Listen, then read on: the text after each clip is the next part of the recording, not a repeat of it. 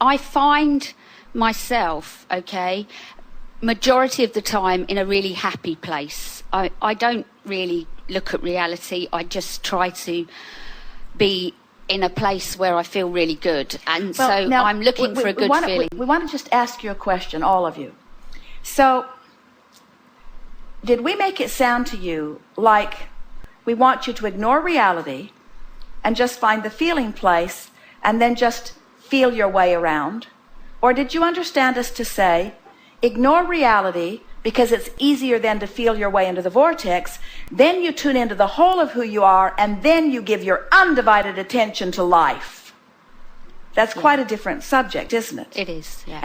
And some of you aren't quite making the jump. You've got the ignoring reality part down, and you've got the feeling for something. That's why they call you Pollyanna, but you've got your head in the clouds because you're not really focusing.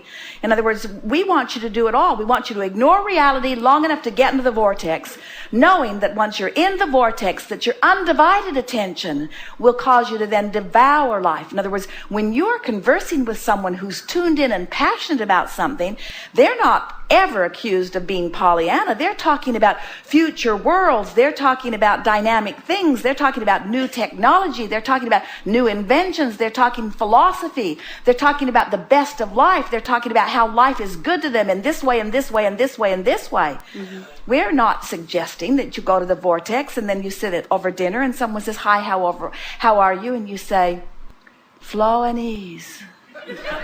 And they say,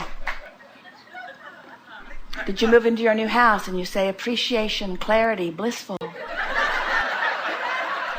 No, that's not what we're encouraging. We want you to use the tools to tune in so that you can give them the real response when someone says, how are you doing? And you're saying, I have never been better. It's as if everything that I've ever lived is all queued up for this moment.